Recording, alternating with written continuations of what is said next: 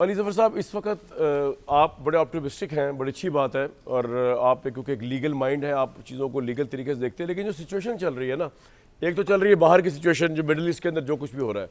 पाकिस्तान के अंदर इस वक्त चल रही है बड़ी इंटरेस्टिंग रिपोर्ट आई हुई है अंसार अब्बासी साहब की कि नवाज शरीफ साहब, जिनके मतलब शायद ये समझा जा रहा था कि वो इस सारे सिस्टम से जो चल रहा है सिस्टम, शहबाज शरीफ साहब और मरीम नवाज साहिब और ये सारा कुछ जो भी उसको हाइब्रिड निज़ाम कह लें, पता नहीं जो चाहे आप लोग कहते रहें, तहरीक इंसाफ वाले, उससे शायद शाकी हैं या नाराज़ हैं।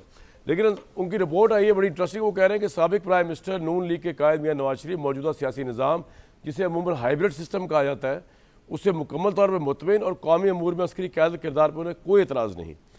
और उन्होंने कहा कि ये बड़े हामी नवाज शरीफ साहब उभर के आए इस सारे मामले में, यानी कि वो जो मिसअंडरस्टैंडिंग थी। तो मेरे कहने का मतलब ये सर कि ये जो सिस्टम चल रहा है, ये हाइब्रिड सिस्टम चले जो 2018 से शुरू हुआ, फिर इमरान साहब लड़ पड़े, फिर दोबारा अब शुरू हो गया बकौल आपके, बकौल लोगों के। तो ये सिस्टम तो सर यहाँ पे it's going to stay for another 5-10 years I think. और इमरान साहब के खिलाफ जो बड़े सीरियस केस है, क्योंकि आप लॉयर हैं, खासतौर पर 190 मिलियन पाउंड का केस, तो वो तो उनके मुखालिफ ऑप्टिमिस्टिक हैं कि इवन कानून की तमाम शहादतों और एविडेंस की बुनियाद पर 190 मिलियन पाउंड में इमरान लंबे उसके लिए बुक है, मेरिट पे बुक है, रिगार्डलेस ऑफ सियासी डिफरेंसेस और उनकी लड़ाई इस्टेब्लिशमेंट के साथ।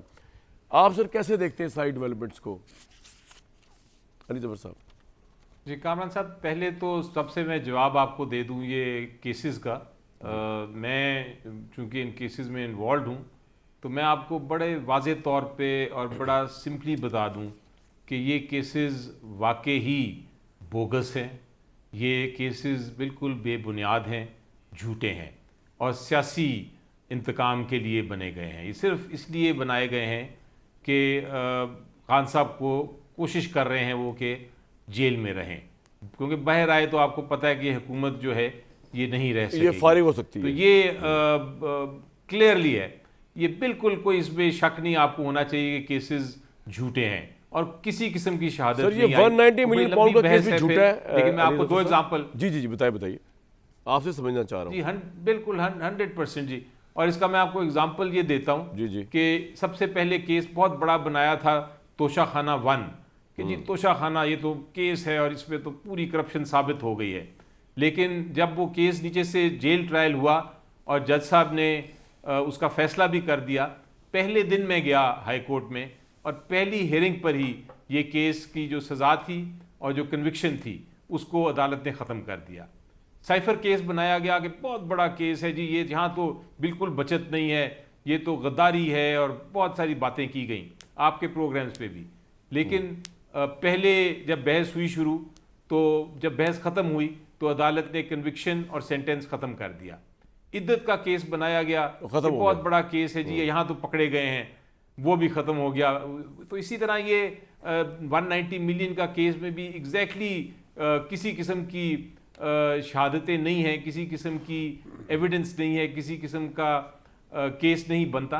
तो ये तो अपनी जगह केसेस खैर हैं, हमें पता है सबको, आप जितनी भी बहस कर लेंगे सियासी केसेस हैं। लेकिन एक चीज़ मैं ज़रूर बताना चाहूँगा, जो अभी आप जिक्र कर रहे थे ईरान और इज़राइल का, इसकी एक और डायमेंशन भी है। इज़राइल ज़रूर ये कह रहा है कि हमने इसलिए अटैक किया कि हमें थ्रेट थी, हम डिफेंस कर रहे हैं, जो बात कोई मान नहीं रहा, क्योंकि न्यूक्लियर प्रोग्राम अगर वो बनाना भी था तो निगोशिएशन उसकी हो रही थी। अभी तो उसको उसमें आई जो इंस्टीट्यूशंस हैं वो देख रही हैं, एग्जामिन कर रही हैं। तो ये तो बिल्कुल एक नाजायज़ सा बहाना है। असल मकसद इनका ये है, और ये एक पूरा डिज़ाइन है वेस्टर्न ममालिक का मेरी नज़र में। असल मकसद इसका ये है कि रिजीम चेंज की जाए, यानी कि जो करंट रिजीम है उन पे इतना अटैक किया जाए और अगर वो डिफेंड ना कर सकें, वो ईरान की शिकस्त हो जाए, तो फिर उनका ख्याल है कि एक रिजीम चेंज हो जाएगी और कोई लिबरल किस्म की या प्रो अमेरिकन, प्रो वेस्टर्न, जब से आयतुल्लाह ख़ुमैनी साहब आए। ठीक, बिल्कुल ठीक।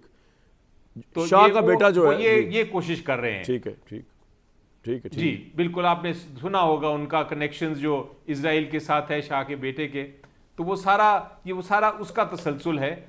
और बदकिस्मती से इस वक्त तक हमारी जो मुस्लिम उम्मा जिसको आप कहते हैं, जो मुस्लिम कंट्रीज़ हैं, उन्होंने ज़रूर एक रेजोल्यूशन पास किया, लेकिन मेरे नज़र में इससे ज़्यादा जाना चाहिए उनको, ठीक है। इससे आगे जाना चाहिए, एक इत्तेहाद दिखाना चाहिए इस मामले में, क्योंकि कल को किसी भी जो मिडल ईस्टर्न ममालिक हैं उनमें से किसी के साथ होता भी रहा है, पहले भी देखा हमने, इराक में, लीबिया में, सीरिया ठीक है। में, इसी तरह कहीं भी हो सकता है। उनको ये समझना चाहिए कि क्या हो रहा है।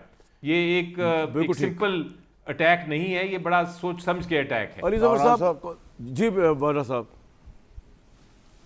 जी, मैं कामरान साहब, ये तो आपको क्यारी साहब की बात ठीक है कि इसके अंदर सेफ गार्ड्स हमने बहुत सारे डाल दिए हैं, और आज मेरी आखिरी तजवीज़ उसी फाइनेंस कमेटी के अंदर ये थी, ठीक है, कि अगर ये गलत आपने किसी को 5 करोड़ रुपए से ऊपर भी पकड़ा, उसको जितनी सजा होगी फिर उस अफसर को भी उतनी सजा होगी अगर उसने गलत किया। मैं तो कह रहा हूँ कि वजीर उसको भी मुमलिकत उन्होंने खजाना को भी हो जानी करेंगे चाहिए, और वजीर खजाना को भी हो जानी चाहिए, क्योंकि अगर गलत वो तो हम सबको ही होगी इस मुल्क के अंदर, पता थोड़ी है, आपको भी होगी हमारे साथ, फिक्र ना करें, सभी होंगे एक जगह पे। अच्छा, चल अल्लाह माफ़ करे, कोई अच्छी बातें किया करें।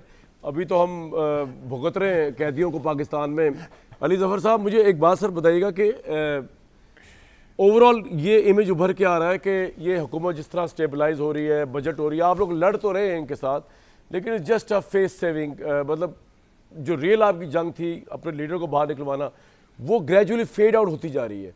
इंटरनेशनल कॉन्फ्लिक्ट हो ईरान इसराइल का, या पाकिस्तान इंडिया की जंग हो, या बजट हो, या उसके बाद बजट का मंजूर हो जाना, इस्टेब्लिशमेंट, प्राइम मिनिस्टर, गवर्नमेंट का इकट्ठे होना एक पेज के ऊपर, ये तमाम फैक्टर्स जो, और आप भी एक ऑपोजिशन तो कर रहे हैं, लेकिन जितना आपने फरमाया हम और कर भी क्या सकते हैं।